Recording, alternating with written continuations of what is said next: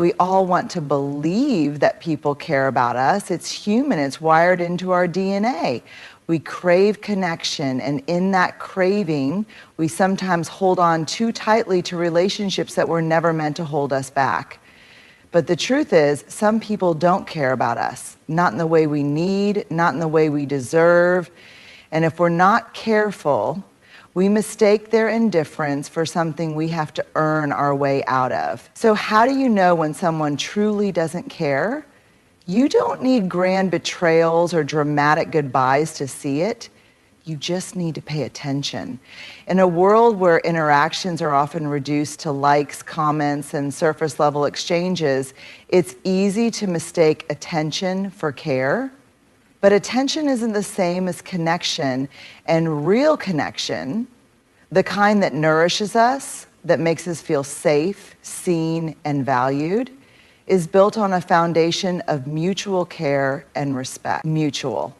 That's the key word, because true connection is never one-sided. It's not about one person always giving while the other takes. It's not about one person always bending to accommodate while the other remains rigid.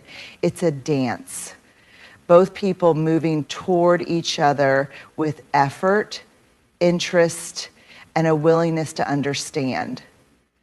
So what does mutual care look like? It's showing up even when it's inconvenient. It's remembering the little details, how someone takes their coffee, the big interview they were nervous about, the way their voice sounds when they need reassurance but don't know how to ask.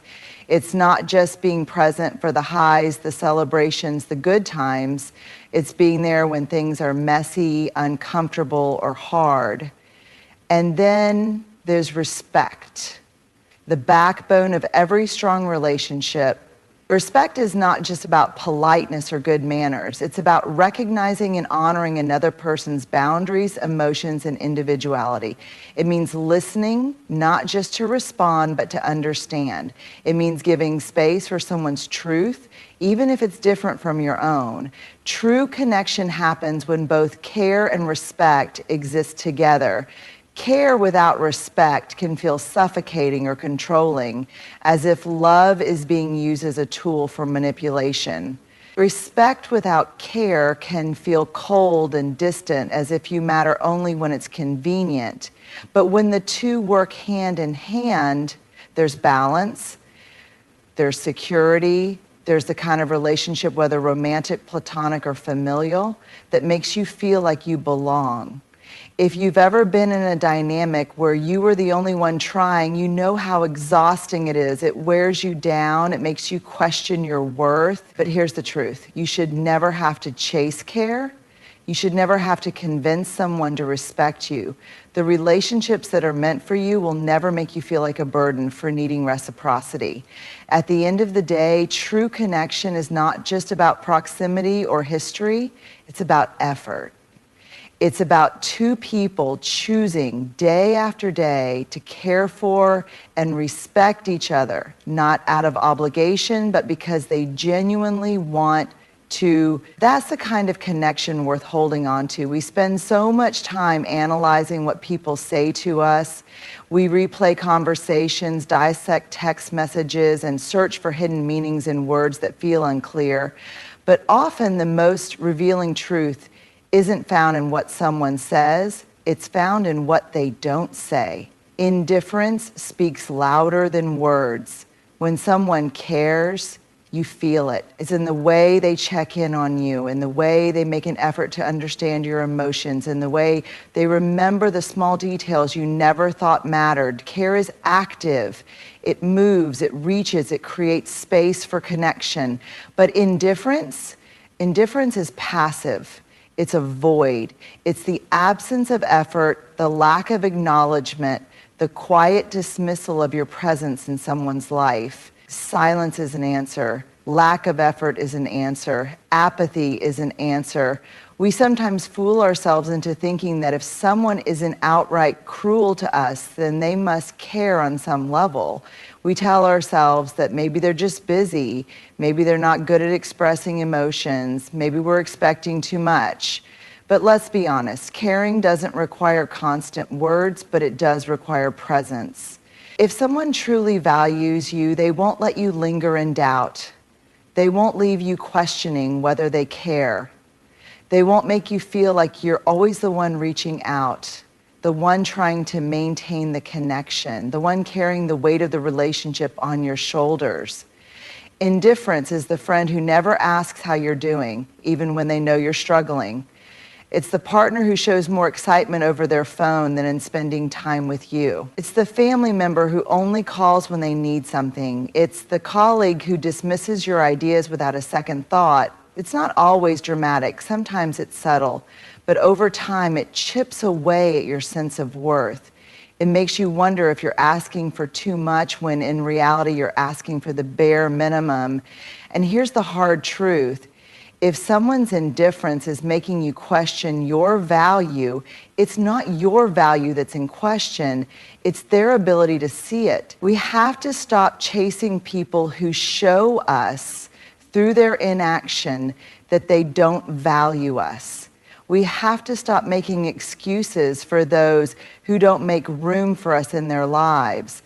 Love, friendship, respect, these things don't require begging.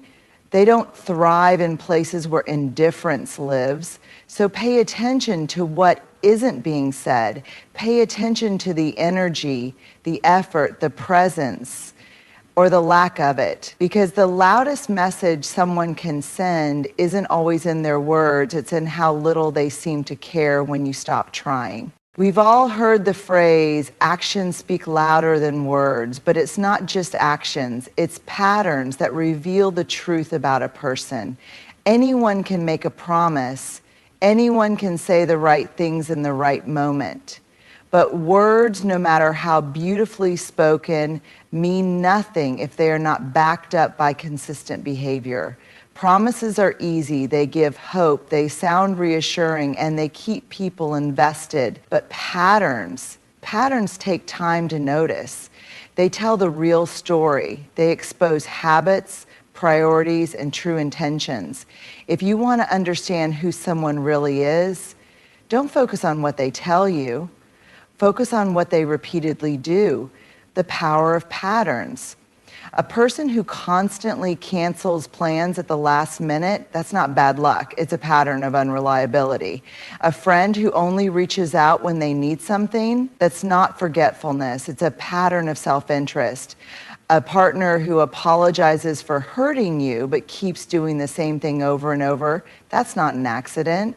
It's a pattern of disregard. People show you exactly who they are through repetition, not through one-time actions. One moment of kindness doesn't make someone a good person, just like one mistake doesn't make them a bad one. But consistent behaviors over time reveal a person's true nature. Promises versus patterns. Promises can be emotional. They feel good to hear. They make us want to believe. They fill the space between who someone is and who we wish they were. But a promise without follow-through is just a distraction. Think about the person who always says, I'll do better, but never actually changes. Or the one who says, I care about you, but never makes the effort to show it. Those words may be comforting in the moment, but if the behavior stays the same, the promise was just an illusion. Pay attention to the trend, not the excuse. Why we ignore patterns. The hardest part about accepting someone's patterns is that it forces us to face reality. And sometimes reality is painful. We want to believe people will change. We want to hold on to their potential. We tell ourselves stories. They didn't mean it. They'll get better. Maybe I just need to be more patient. But potential is not a promise. And it's certainly not a pattern. The truth is, we don't need to decode people. We don't need to overanalyze or search for hidden meanings in their words. The answer is always in their consistent actions. When someone shows you who they are, believe them. It's a hard lesson, but an important one. People will always show you who they are. Your job is to believe them the first time. Not when they finally run out of chances. Not when they hurt you one too many times.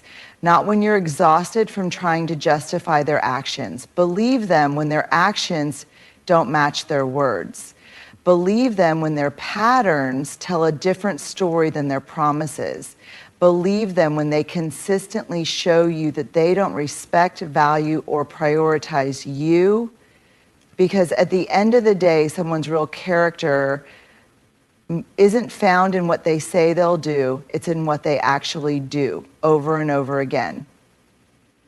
Final thought, if you have to keep hoping for a different outcome, it's because you're ignoring the pattern. And if you're ignoring the pattern, you're choosing the promise over the truth. Stop listening to what people say. Start watching what they do. Because patterns don't lie. We live in a world that often tricks us into believing that our worth is something external, something that can be measured by how much attention, love, or validation we receive from others.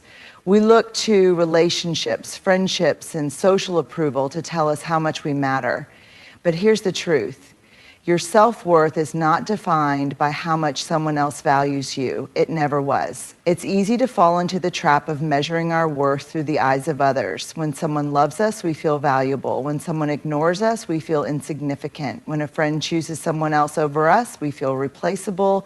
When a relationship ends, we wonder if we were not enough. But this kind of thinking gives other people power over something that should belong only to us. Why do we let others define our worth? From a young age, many of us are conditioned to believe that our value is tied to approval. As children, we learn that being good earns praise. In school, we're measured by grades. In relationships, we're told that being chosen means we're special. Over time, we internalize the idea that our worth must be proven, that we must earn it by being lovable, successful, attractive, or needed by someone else. But here's where that thinking becomes dangerous. When we let other people determine our value, we make ourselves dependent on forces we cannot control. If someone treats us with love and respect, we feel good about ourselves. If someone treats us with indifference, we question our worth. If someone rejects us, we assume we weren't good enough. But think about that for a second. Why should your worth change based on how someone else treats you? Why should the way one person sees you have the power to determine how you see yourself? The truth about self-worth is not something that is given to you by others. It is something you own, something that exists within you, regardless of how anyone else perceives you. A person's inability to see your value does not mean you lack value.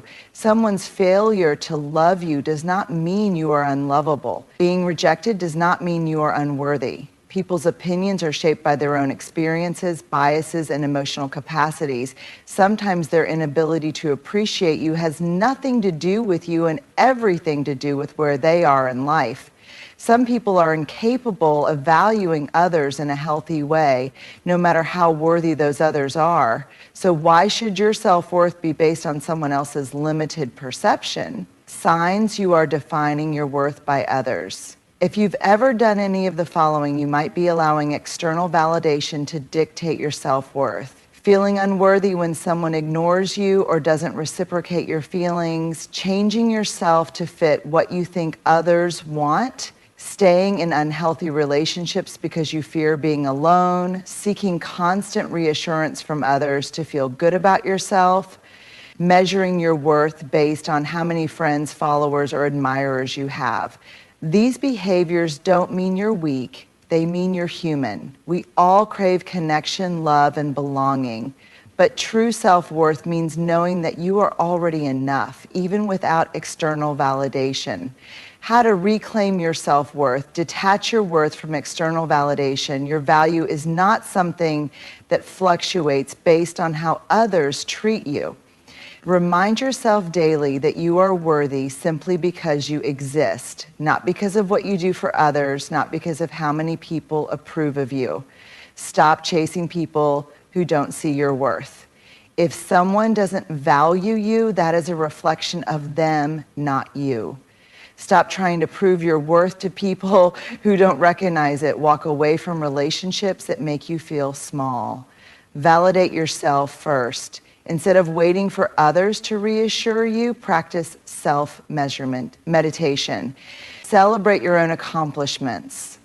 Acknowledge your own strengths. Be proud of who you are without needing someone else to tell you. Surround yourself with people who reflect your value. The right people will never make you question your worth. They will respect, appreciate, and uplift you, not as a favor, but because that's how they truly see you. Develop inner confidence. Self-worth comes from within. Spend time alone, invest in your growth, and do things that make you feel good about yourself. The more you build yourself up, the less you will seek validation from others. Final thought at the end of the day, self-worth is not something you ask for. It is something you claim. It is not something that increases when someone loves you, and it does not disappear when someone doesn't. You are not less worthy because someone failed to see your value. You were already enough. You always have been, and no one, not a friend, a partner, a boss, a family member, gets to define what was never theirs to decide. For far too long, many of us have been conditioned to believe that setting boundaries is selfish. We've been taught that saying no is rude, that prioritizing ourselves is inconsiderate, and that making others uncomfortable with our limits is something to feel guilty about. But here's the truth. Boundaries are not selfish. Boundaries are an act of self-respect. What are boundaries really? Boundaries are not walls meant to shut people out. They are not weapons used to control or punish others. Boundaries are guidelines that define how we allow ourselves to be treated. They protect our emotional well-being, our time, our energy, and our sense of self. Boundaries say, this is what I need to feel safe and respected. This is what I will and will not accept in my life. This is where I end and you begin. When we lack boundaries, we overextend ourselves. We say yes when we mean no. We allow people to take advantage of our kindness. We tolerate disrespect because we fear conflict. And worst of all, we betray ourselves in an attempt to keep others comfortable. Why we struggle to set boundaries. Many of us resist setting boundaries because we don't want to disappoint people. We fear being seen as difficult or unkind. We worry that if we start saying no, people will think we don't care about them. But let's flip the perspective. If a relationship falls apart because you expressed your needs, was that relationship truly healthy to begin with? Healthy relationships, whether romantic, familial, platonic, or professional, are built on mutual respect.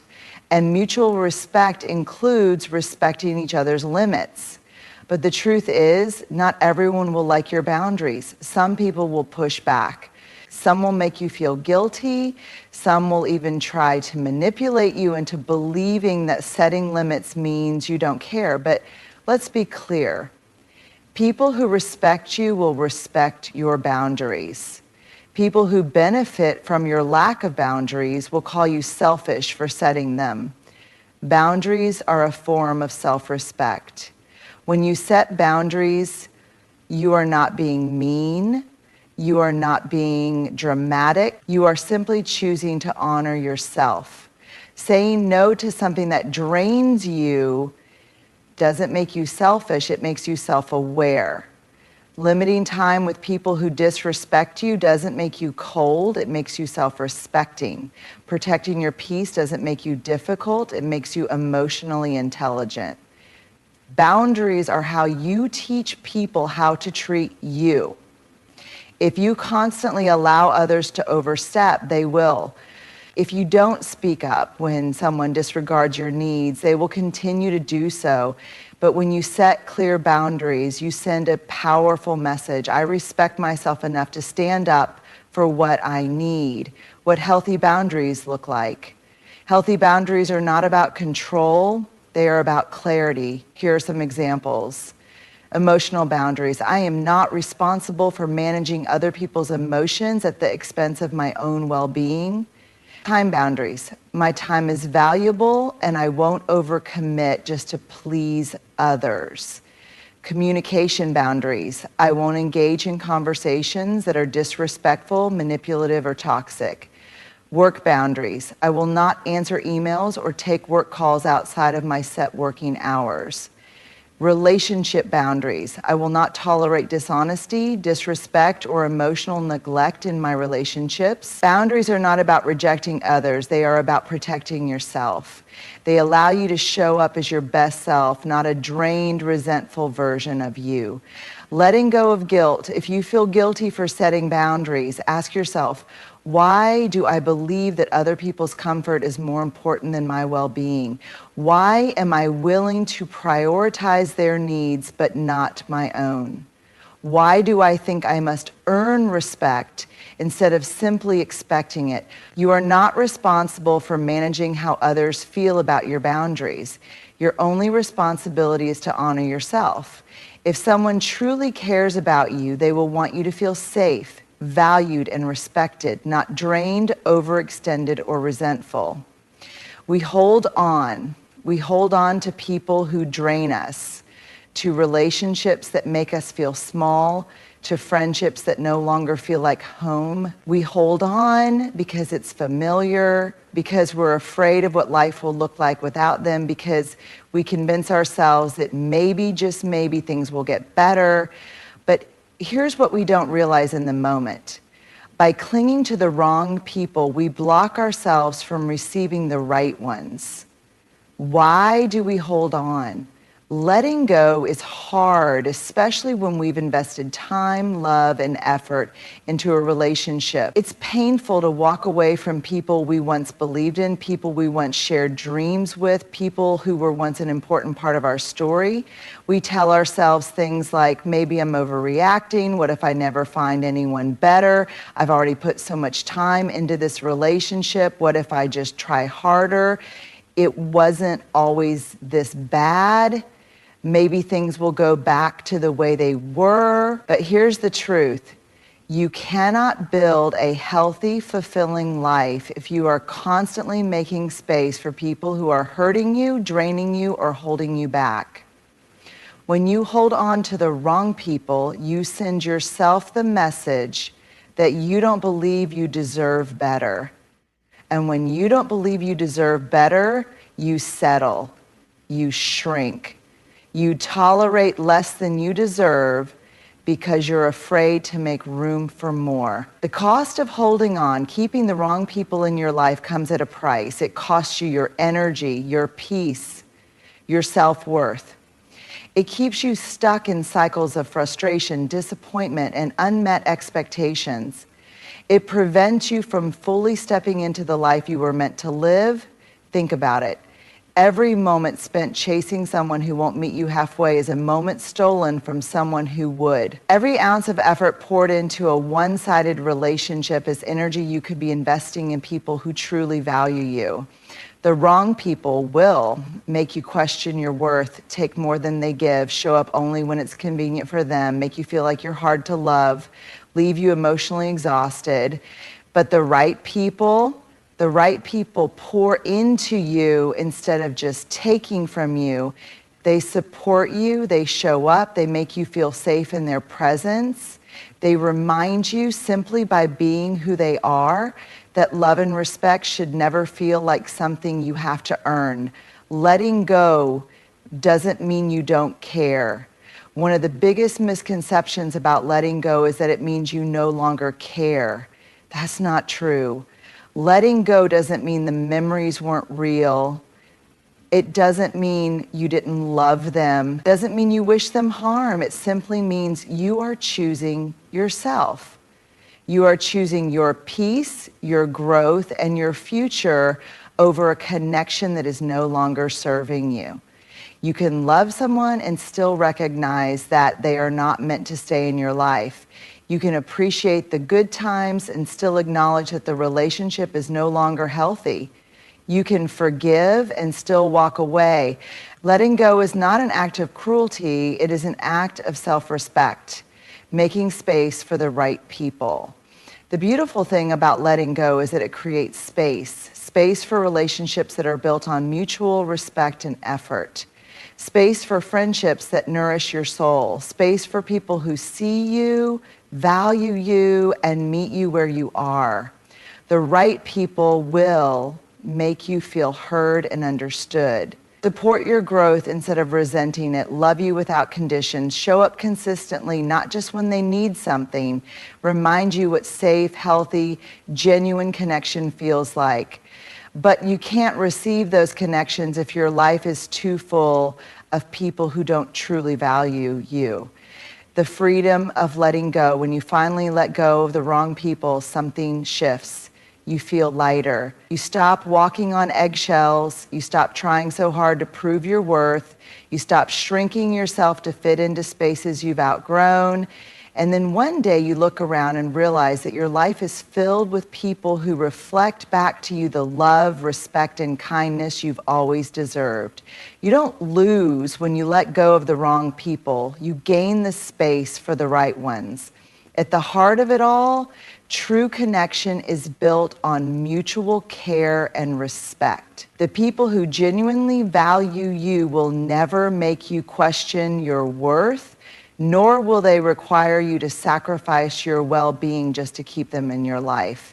Indifference speaks louder than words, and when someone continuously disregards your needs, their actions are telling you everything you need to know.